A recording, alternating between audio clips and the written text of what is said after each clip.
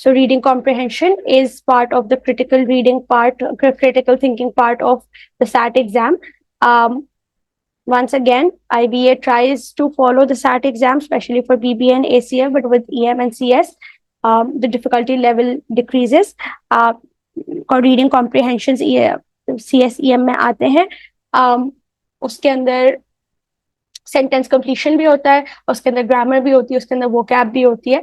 It's not solely critical thinking part. Okay, so with reading comprehensions as well, there are short passages and then there are long passages, and you have 4 to 8 questions in each passage. They also refer to lines. Also, just a minute, it is important to know that इसके अंदर ऐसा नहीं होता कि the first question के difficulty level के हिसाब से questions arranged हो. Questions are just arranged on the basis of their relevance in the passage. ठीक है, तो अगर passage में topic A के बारे में बात हो रही है पहले, तो question of topic A would come पहले. So ऐसा नहीं है कि difficult questions पहले आते हैं, difficult questions बाद में आते हैं. We have a few tactics here to handle to tackle the reading comprehensions. Reading comprehension skill, what is important, what is the most important skill? It is your reading skill, how fast you read and how well you read. Jab bhi when you're solving reading comprehensions, you take a pencil and mark the important bits, कि ये important bit sound कर रहा है इसके अंदर. You practice your reading a lot. The faster you read, the quicker you can solve your reading comprehensions. Also, अच्छा वो हम आगे बात करते हैं कि पहले questions read करने हैं या पहले passage read करना है. इसके अंदर भी the key is to know, इसके अंदर जैसे sentence completion है, the range, the variety ranges from A to Z. बहुत तरह के questions होते हैं.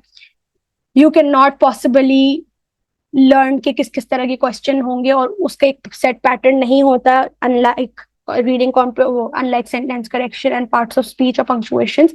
इधर बहुत different तरह के topics होते हैं, बहुत different तरह के questions होते हैं.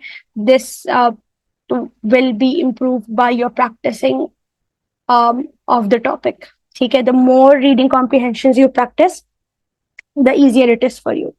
ठीक है. इसके अंदर भी, like we talked about in sentence completion, you have to know the meaning of the sentence. Grammatical comes second, contextual comes first. So you have to understand the meaning of the sentence, what is being talked about, to find the perfect answer in the passage. ठीक है. Now let's begin. So tactic number 1 is that make use of the introduction to acquaint yourself with the text. So there is a italicized हुआ हुआ छोटे font में एक introduction होता है passage के ऊपर. Most of the time you should not skip it, you should read it because it gives you a better understanding of the passage. ठीक है. Number 2 is use the line reference in the question to be sure you've gone back to the correct spot in the passage. So this is someone asked me something at the comprehension spot. I see this is a tricky question because past papers, as helpful as they are, I don't think from only past paper can give you a high score. अगर आप past paper से सिर्फ past paper से prepare करते हैं, you will pass the test, I'm sure. But will you be able to score a good score, which you need because your math section is difficult? उसके लिए you need a strong English section. That is not possible just with past papers. No, I think you need additional practice to get a higher score. Only past papers are not the ideal situation.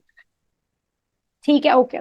So most of the time passage के side पे they've given line. So 5th line mark होगी, 10th line mark होगी, 15th line mark होगी. Excuse me.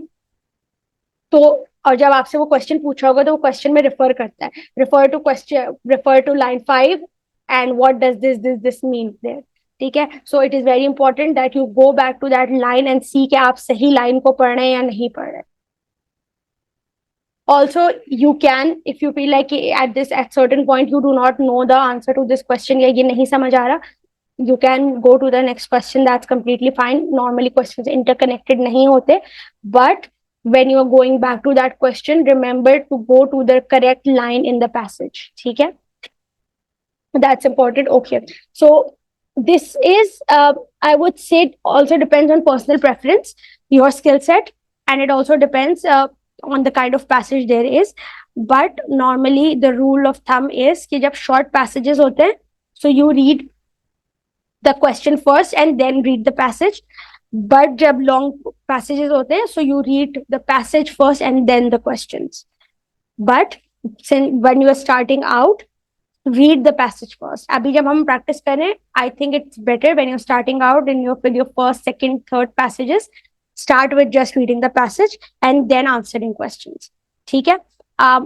If you're a fast reader, you would be, it would be easier for you to read the question and then go to the passage and see क्या है. But most of the time you can also wrongly answer the question, because आपको लग रहा होता है कि ये इससे रिलेटेड सवाल है या उससे रिलेटेड सवाल है. ठीक है? So when we are starting out with the practice, we will start with reading the passages, regardless कि वो लॉन्ग पैसेजेस हैं या शॉर्ट पैसेजेस हैं. ठीक है? इसमें भी इन्होंने यही बात कही है कि it depends. if you're an avid reader, if you can read quickly, then go ahead, read the questions, then read the passage, then. And बहुत दफा ये भी होता है कि you find your own tactic to solving it. So for example, what I used to do was I used to go through the passage because I read a lot. I am very familiarized with reading. My eyes move quicker along the lines. So I had that advantage कि मैं read करती थी क्योंकि ज्यादा, तो मैंने जल्दी से पैसेज को गो थ्रू किया. अच्छा बोल क्या रहा है, क्या है. एक दफा मैंने फेमिलियराइज कर लिया पैसेज से. Then I went to the question and I saw, अच्छा इस क्वेश्चन में ये बात हुई है, मुझे याद आया कि हाँ इसको ये पार्ट मैंने थर्ड लाइन में पढ़ा था, ये टॉपिक मैंने फोर्थ लाइन में देखा था. And then I go back to the passage and see कि अच्छा क्या आंसर हो सकता है इसका. ठीक है? सो इट टोटली डिपेंड्स कि आपकी रीडिंग अपनी कितनी अच्छी है और पैसेज किस तरह का है. ठीक है? कुछ पैसेजेस होते हैं जो थोड़े कंफ्यूजिंग होते हैं, जिसमें थोड़े नंबर्स होते हैं या कोई वोकैबुलरी ऐसी होती है कि you have to go back to it again and again. ठीक है? They are major reading questions की टाइप्स होती है जो कि कॉमनली टेस्ट होती हैं इन रीडिंग कॉम्प्रिहेंशन. सर्टेन तरह के क्वेश्चंस होते हैं, कैटेगरीज होती हैं, 6 categories I think of the reading questions. knowing that category would help you to know कि अच्छा मुझसे सवाल में पूछा क्या गया. ठीक है? एंड टू देन फाइंड कि किस तरह मुझे आंसर ढूंढना है उस पैसेज में. ठीक है? So let's see what these categories are. So the first category is the main idea question that tests your ability to find the central thought of the passage, to judge its significance. Often take the following forms. जो main idea का question होता है ना, जो ये test कर रहा होता है कि आपने central thought of the passage या जो main idea of the passage है वो समझा या नहीं समझा, are the first kind of questions. ठीक है? Main idea question.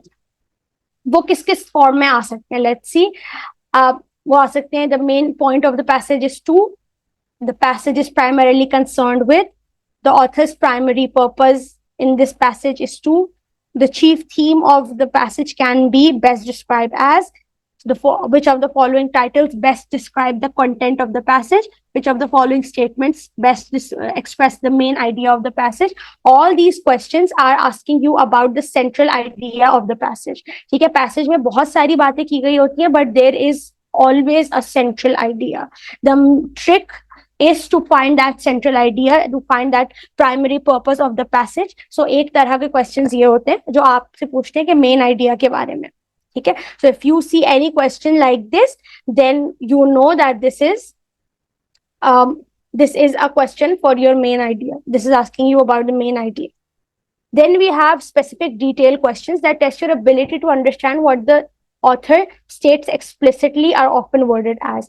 ये होते हैं specific detail questions के in which let's say they've mentioned कि किस year में Aztecs ने ये painting discover की थी. ठीक है?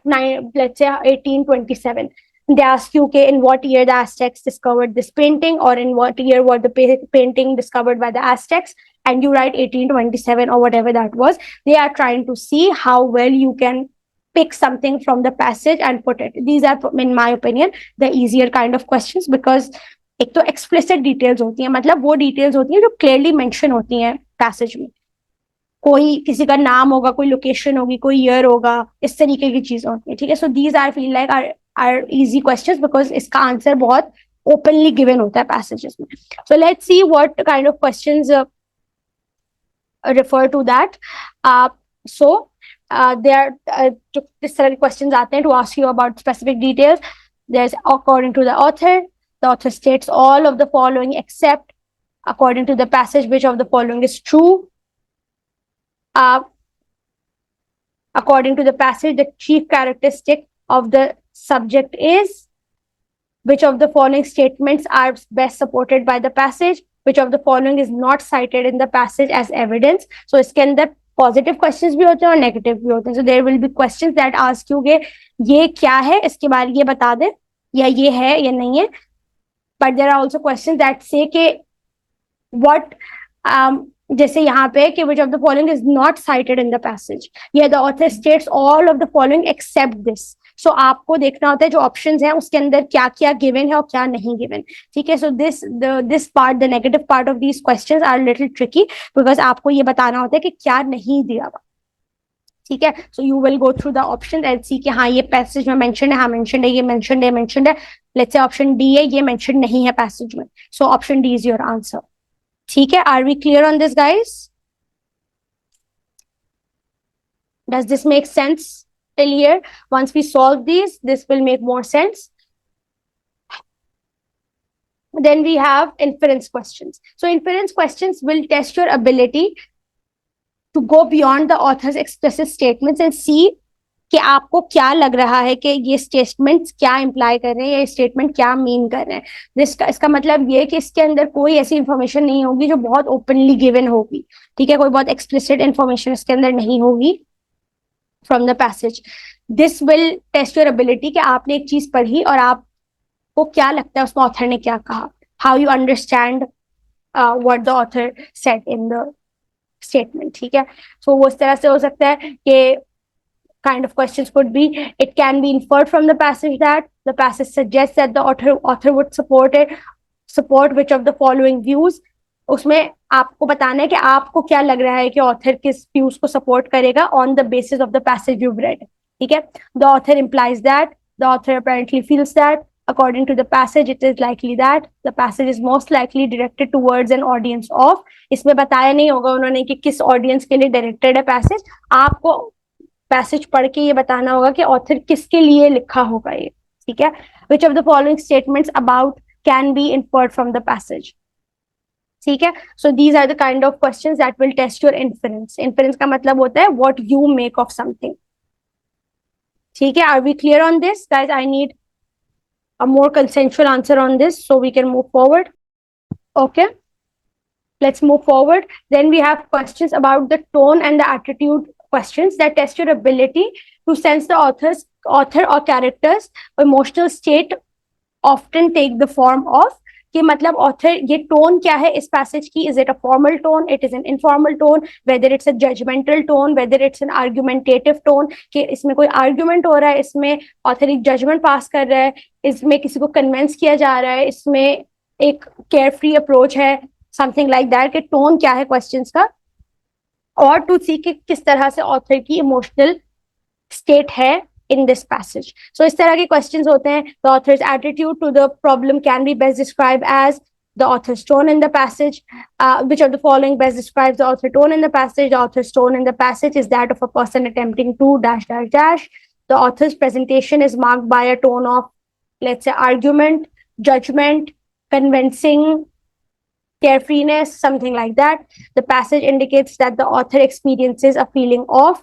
इसमें आपको ये बताना होगा कि ऑथर या जो कैरेक्टर है या जो भी main person, main subject of the passage है, उसका टोन क्या है. ठीक है, then you have the vocabulary questions. These are questions जो कि आस्क यू कि किस वर्ड का क्या मीनिंग हो सकता है from the passage. So most of the time the words का जो मीनिंग होता है वो कॉन्टेक्स्ट की बेसिस पे होता है. ठीक है, वो पूछेंगे what does let's say intention mean in this line, ठीक है। तो आपको बताना होगा कि इस लाइन में इसका बेस्ट मीनिंग क्या है। ऑब्वियसली मीनिंग तो करेक्ट ही बताना है, लेकिन आपको बताना है कॉन्टेक्स्ट के हिसाब से बेस्ट मीनिंग क्या है, ठीक है। सो इसके क्वेश्चंस इस तरह से होते हैं, as it is used in the passage the term can be best described as, the phrase dash is used in the passage to mean that, in the passage the word dash means, the author uses the phrase dash to describe. इसके अंदर you need to answer the right question, but answer the right vocabulary for the word, but also understand कि context matter करता है, ठीक है। Context matter करता है of how that word is used.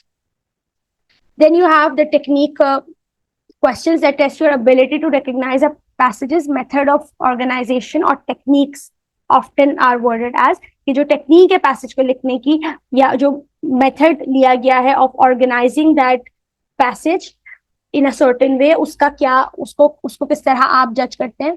So which of the following best describes the development of this passage, in presenting the argument the author does all of the following except the relationship between the second paragraph and the first paragraph can be described as, then so इस तरह के questions होते हैं, ठीक है। And once you are familiarized with once you solve 2-3 passages you understand कि अच्छा ये क्वेश्चन इसकी तरह का है, ठीक है। And when you are asked to find the main idea, you should check the opening and the summary sentences of each paragraph. So her paragraph का opening statement और last statement पढ़ना चाहिए to understand के main idea क्या हो सकता है। Are we clear on this? Then we have की types of passages किस किस तरह के आते हैं। So you get literary passages जो literature से related होते हैं, किसी मूवी से किसी शॉर्ट स्टोरी से लिए गए होते हैं, किसी नॉवल से लिए गए होते हैं। Then you have historical documents, you might have something from social science, art से related कुछ हो सकता है, हिस्ट्री इकोनॉमिक्स से कुछ related हो सकता है, और साइंस के पैसेजेस होते हैं, ठीक है। Once again, like reading comprehensions, it is important to know that the range बहुत ज्यादा वैरी करती है इसके अंदर ऑफ टॉपिक्स। इसमें आपकी obviously general knowledge nahi test hoti, but if you are aware of a certain topic it just becomes a little, you get a little familiarized with it, theek hai। So now we've discussed a lot of theory. These are a few strategies for reading comprehensions. Ek to active reading, underlining key points while you're reading the margin, looking for main idea, supporting details, kya main idea ho sakta hai। Most of the time main idea is mentioned in all the paragraphs of the passage, ठीक है। Main idea consistent होता है through out passages के paragraphs, ठीक है। Like ऐसे जो skimming and scanning, जैसे मैंने कहा कि quickly skim the passage to get a general sense of the context and content and structure, scan for specific details while answering question. पहले लुक में स्किम करो, स्किम का मतलब होता है ऊपर ऊपर से पढ़ लेना, और जब आंसर करो क्वेश्चन को उस वक्त डिटेल में जाके देखो कि क्या डिटेल्स पैसेज में गिवन है। Then understanding the type of questions की from the 6 categories जो हमने ऊपर देखी है, ये किस कैटेगरी का क्वेश्चन है। Eliminating wrong answers, जो एक्सेप्ट वाले क्वेश्चन होते हैं कि which of the following ideas the author is trying to express accept, तो इसके अंदर भी यही होता है कि you go and see कि ये इस ऑप्शंस में कि इसकी बात हो रही है, इसकी बात हो रही है, नहीं हो रही, and then you cross it off। Bar bar refer back to the passage whenever you get confused, especially detail वाले question में, and most importantly practice your time with all of the exercises that we're doing, all of the exercises that I've given you, you need to put a timer on them to solve them properly, ठीक है। ऐसा नहीं हो सकता कि you open the practice exercise and you just keep doing it for 1 hour, ठीक है। अगर 10 questions है तो 10 मिनट का टाइमर लगाओ, वैसे 12 मिनट होते हैं, but you put a timer for 10 minutes ताकि you prepare yourself for lesser time than the exam, ठीक है। बिकॉज एग्जाम में मल्टीपल और अनकंट्रोलेबल फैक्टर्स भी होते हैं, ठीक है। So time is very important for all the questions that you are doing. So I want to start with another, not with these practice questions, but with another passages. Okay, so I have another question over here. Can you see this screen? Can you see these? Can everybody see this? Yes. Good. I'm going to center align this. Yes. So let me arrange it in a way that is easier for you to understand. And let's read the passage together and then try to solve the question. Okay, let's start reading it together. The impression that the town meetings of colonial New England were free, democratic, and civilized is far too simplistic. For one thing, those who could not vote did not include women, Black people, American Indians, and white men who did not own property. In the 17th century, it was not the people who ran the town meeting, it was the town selectmen.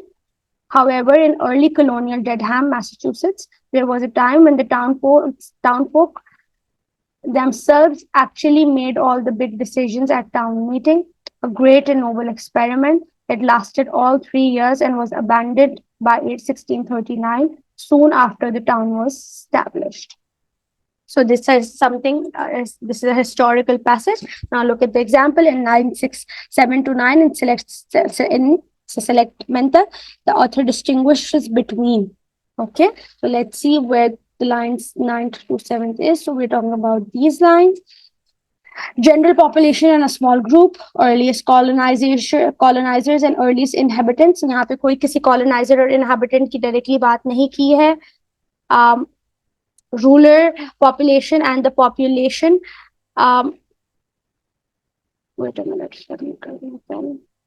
And the population of towns. Not really, they're not talking about rural populations. Agriculture labor force की भी कोई बात नहीं की है. Aristocratic families की भी कोई बात नहीं की है. Highly educated elite.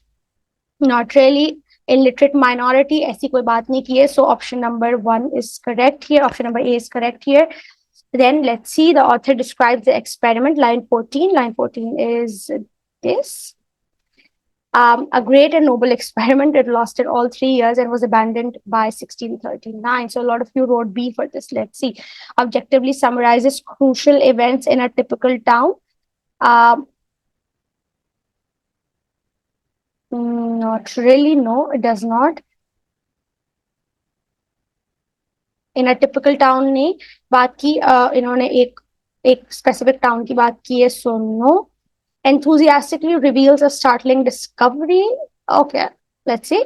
Mildly scolds historians who support inaccurate interpretations. No, यहाँ पे किसी inaccurate interpretation की तो बात नहीं की है इन्होंने, या historians की किसी और की बात नहीं की है. Gently mocks false notions about town meeting. Sharply criticizes the disastrous errors of the first settlers. So in my opinion, number 2, why do you guys now think it's number 2? It's not a enthusiastic reveal about startling मतलब about a surprising discovery. This is not talking about it's not talking about a discovery. Where do you think they're talking about कि कोई बहुत great discovery हुई थी? The experiment है तो discovery, if that's the case, then that's not right. यहाँ कोई discovery की बात नहीं की उन्होंने. Sharply criticizes. यहाँ पे 2 options, जो last के 2 options है D और E, इसके अंदर I would go with option D. It's gently mocks. अगर if you look at the tone of the author, it silently is, जिसे कहते हैं एक तंजिया टोन होता है. A great and noble experiment. Great and noble experiment था क्या कि लोग अपने decisions खुद लें? It's not a great and noble experiment. They're just saying, उसने word use किया great and noble because it's trying to taunt. He's taunting these notions people had about town meeting. कि there was actually a time when town folks themselves actually made all the big decisions of town meetings. A great and noble experiment. It lasted all 3 years and was abandoned. All 3 years का भी मतलब ये है कि वो एक तंज में ये चीज कह रहा है कि it lasted all 3 years. All 3 years इतना कोई बड़ा टाइम नहीं होता. It's not decades, it's not centuries. It's just saying कि it was a great and noble experiment जो 3 साल बस चला. That's it. ठीक है. So option D is the right option. यहाँ पे it is not criticizing. Sharply criticize तो बिल्कुल भी किसी को नहीं कर रहा. Sharply criticism का मतलब होता है you will find words that are very critical of something. जहाँ जैसे ये historian वाला भी था, historian किसी भी historian को ये scold नहीं कर रहा है यहाँ पे. We have no evidence to say कि वो first settlers के errors को criticize कर रहा है. We do not have any evidence for this. Yes, gently mocks false notions about town meetings. के लिए we have a little bit of evidence.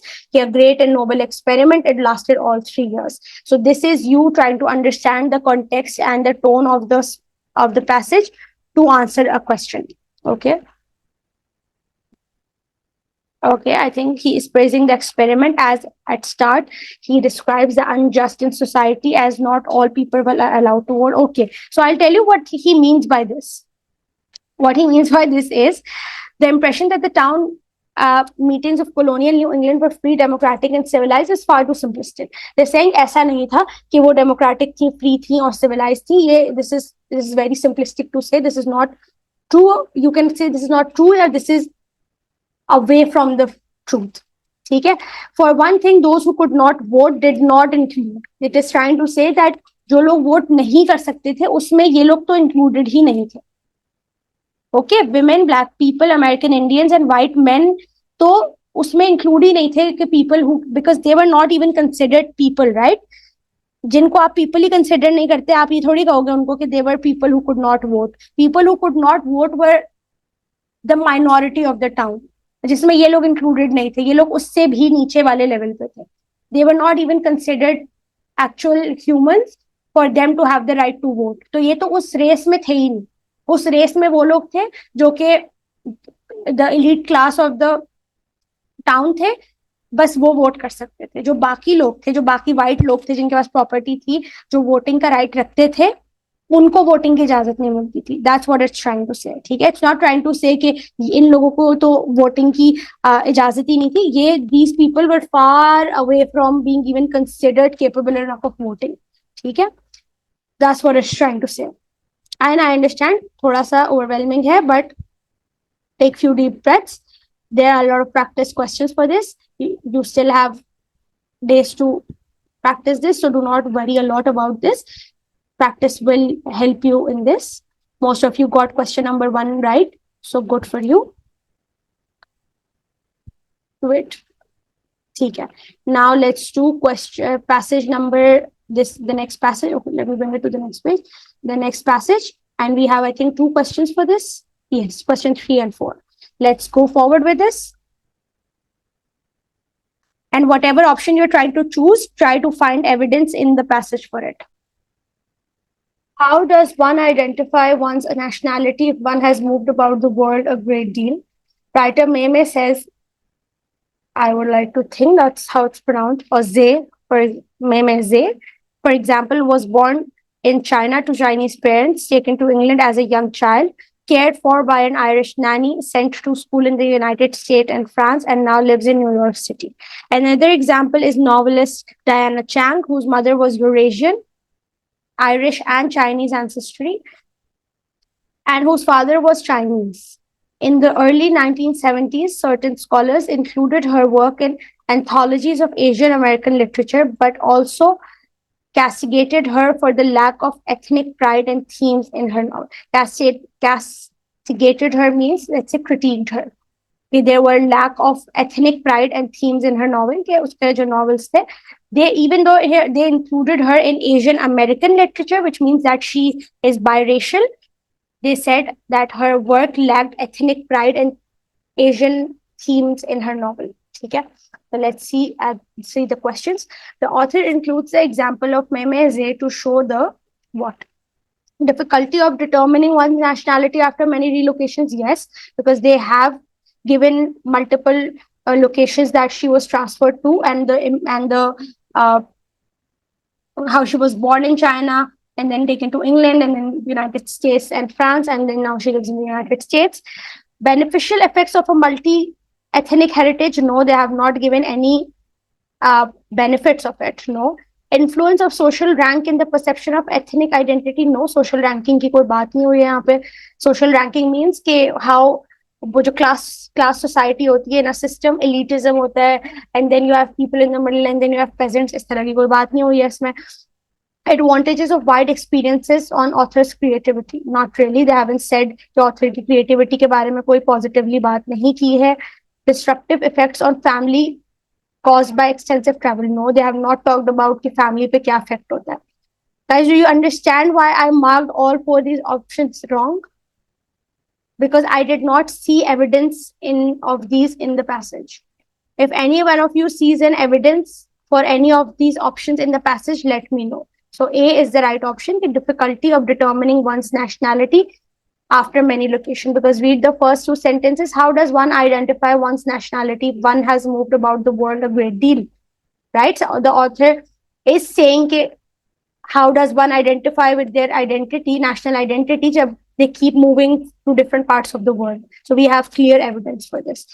Then the discussion of Diana Chang's life, lines 7 to 13, suggests that she was unfamiliar with the culture of the United States. Not really. No one is saying that here. I do not find evidence for it. Isolated from other writers. Not really. They haven't said anything about her isolating or her being not included in certain things. Concerned with developing an unusual style.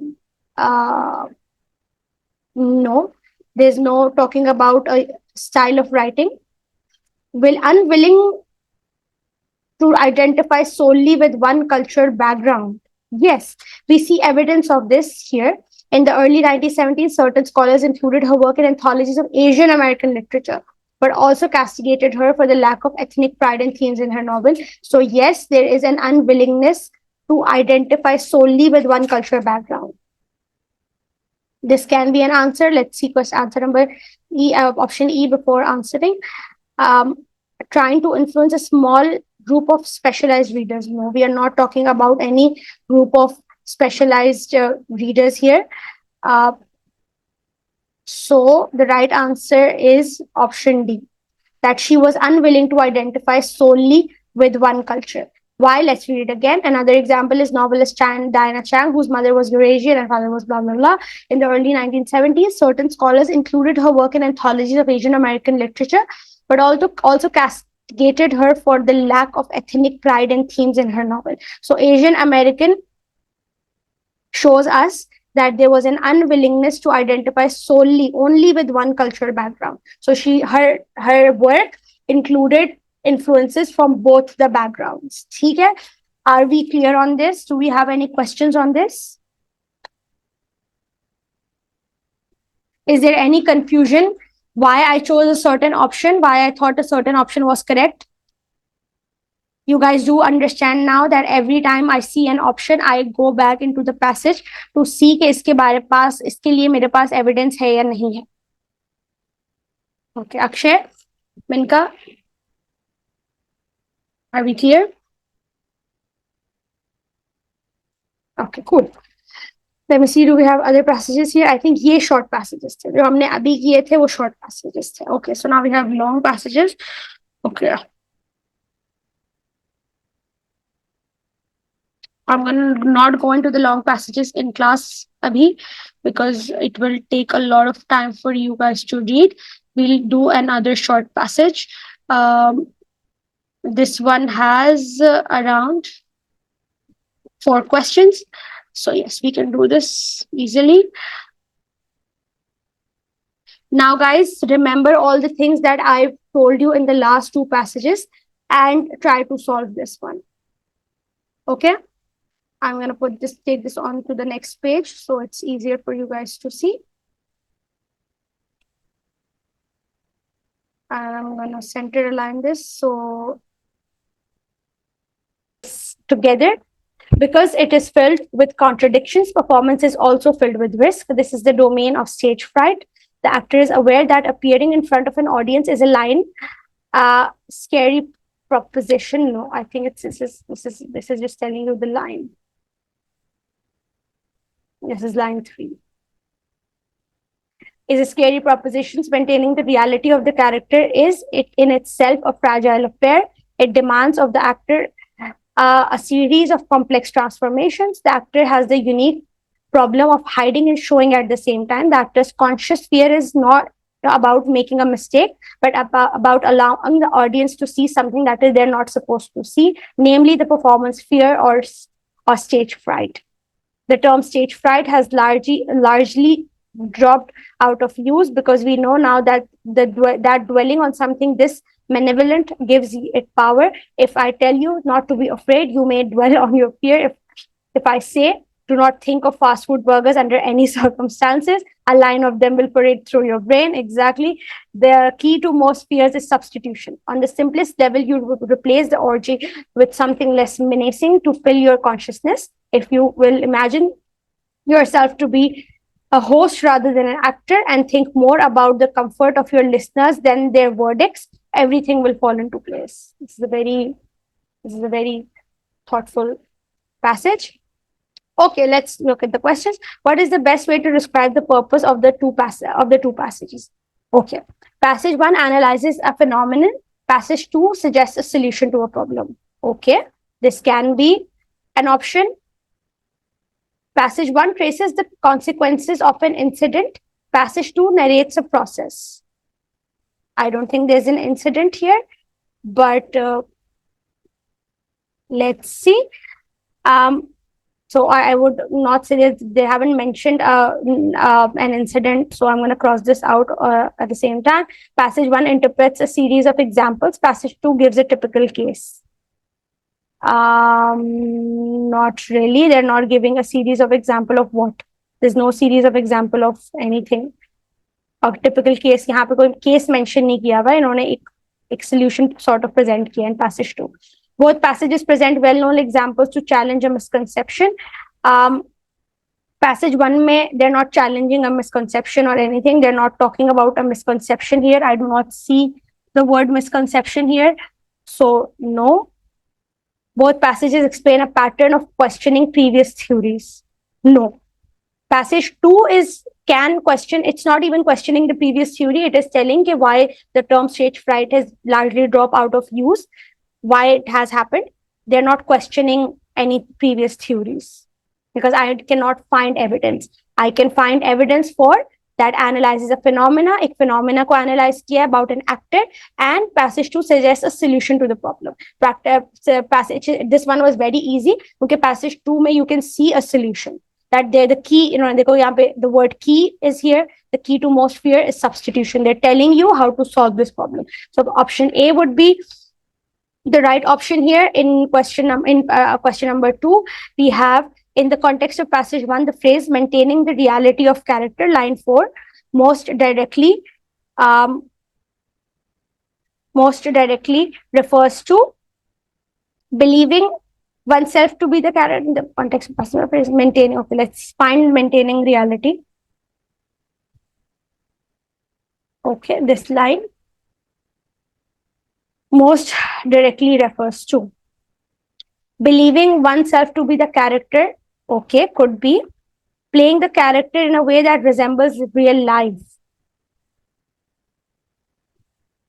Could be, let's see, presenting to the audience only behavior relevant to the character, showing the audience how the character sees a situation, keeping the character from becoming purely imaginative. So I would go with option number C here, and I'll tell you why option number C. So option number C, it's saying that maintaining the reality of the character involves a unique problem of hiding and showing at the same time. In line number 4 to 7, if you can see, it is saying it involves a unique problem of hiding and showing at the same time. Then the text further, it also suggests that the actor must not allow the audience to see something that they're not supposed to see. Okay? So this is the only option that suggests that the actor must hide things that do not relate to the character, and by extension only show the audience जो उनको देखना, जो only relevant behavior सिर्फ show करना है. So option C is the right option here. Then we have question number 3, which says, how do the passages view the stage fright in relation to human behavior in general? Okay, let's see. Passage 1 attributes stage fright to an individual person's problem, whereas passage 2 believes stage fright is caused by social problems. No, they didn't say anywhere that social problems की वजह से ये create होता है stage fright. No, they have not said this.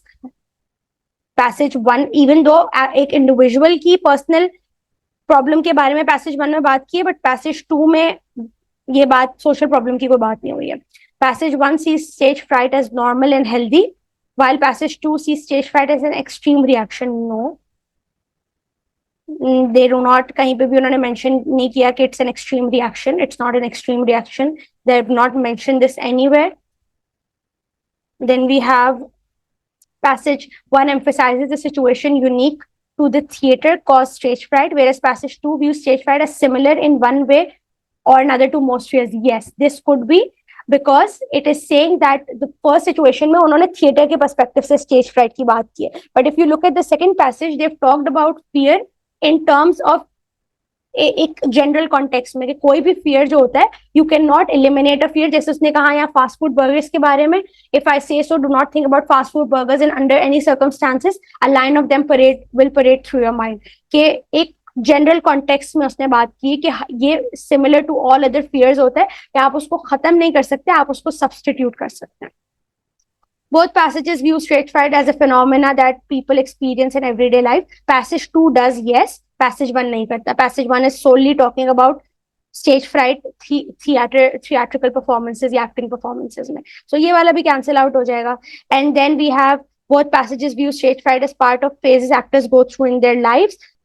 I don't think so, because passage 2 में they are also talking about other examples. So option C is the right option here. Now let's do question number 4. And I think we would be done after this. Question number 4, you guys could not see us वक्त. Which of the following describes an actor coping with stage fright by following the advice of the author of passage 2? कौन सा ऐसा author है जिसने passage 2 वाले author की advice ली है, which is कि substitute कर दो अपने fear को. Let's see. A performer who tries to impress the audience. No, they said कि उसको impress नहीं करना audience को. audience क्या सोचती है, उनके क्या verdicts हैं, किसी चीज क्या फैसला है उनका, उस पे हमें नहीं यकीन करना. वो opposite बात कह रहा है. So no. A performer who thinks of the audience as friend could be. A performer who follows the same ritual before every performance. No, they're not talking about this. A performer who blocks out thoughts of the audience. So thoughts of the audience block out कर देता है. No, यहाँ पे कोई ऐसी बात नहीं की थी उसने कि ब्लॉक आउट कर दो थॉट्स को. He said to block out the verdicts of the audience, कि ऑडियंस को मेरा अच्छा लगेगा या बुरा लगेगा वो ब्लॉक आउट करो. A performer tries to keep the audience amused. No, it said to focus. Let's go back to this and सी.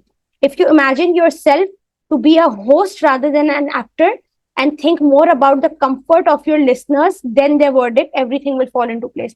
वो उनको अच्छा लग रहा है या बुरा लग रहा है, या उनको आपको काम पसंद आ रहा है नहीं पसंद आ रहा है, इसके बारे में नहीं सोचना. You have to make them comfortable. You have to make them listen to what you're saying. So option B is the most appropriate option for this one. Why? Because it says think more about the comfort of your listeners than their verdict. ठीक है, which shows कि comfort, जब आप ये सोचेंगे कि मैं अपने ऑडियंस का कंफर्ट का ख्याल रखूं, it is more like treating them as friends. Does that make sense? Option D इसलिए नहीं हो सकता बिकॉज ही डिड नॉट से कि ब्लॉक आउट कर दो थॉट्स. उसने कहा the key to most fear substitution on the simplest level, you replace the RJ with something less menacing to fill your conscious. If you imagine yourself to be a host then an actor, and think more about comfort of your listeners. It is saying that you have to think. You cannot block out thoughts. यहाँ कह रहा है block out thoughts, but उसने passage में ही कहा है you have to think. So think and thought are the same thing, right? Yes, it did not clear exactly. It did not mention clearly to think of them as friends, but it is talking about a performance. कि आप as a performer you think about the comfort of your audience. ठीक है, and if you find evidence, you find the evidence in this passage that it is talking about के you think of the comfort of your listeners. So this option of the friends, option number B, is the most appropriate option. इसका एक और तरीका भी होता है कि ये तो मैंने यहाँ पे डायरेक्टली टिक लगा दिया, but I would start with a dot here and thinking ये हो सकता है option, and then look at all the other options to see कि क्या option नहीं है. सो मुझे ये पता है रिचुअल बिफोर एवरी परफॉर्मेंस तो बिल्कुल ही नहीं है, block out thoughts of the audience बिल्कुल भी नहीं है, इम्प्रेस द ऑडियंस बिल्कुल भी नहीं है. आई could be confused between E and B. But it's said to not think about them as audience, but as hosts. So I would go with option number B. Is that clear, everyone? Do we have any questions regarding this? So I think we're done here. I will give practice exercises for sentence, for reading comprehension. I need all of these things to be solved in the next week. Especially sentence completion and reading comprehension needs to be solved before class. जो बाकी exercises हैं, take that as exercises for previous weeks जो मैंने upload किए हैं. But reading comprehension and sentence completion needs to be revised and practiced in the next week before Friday and Saturday, because Friday you will probably have your quiz. Saturday you will have a class. Please understand, these are two of the most important topics in your English exam. So you need to practice them and they're very tricky. Okay? So with that, I'm going to end the class now and I'll be here if you have any questions about yes. Okay. Okay, we need to someone also asked me about, I think Akshay asked me about personal statements. Wait.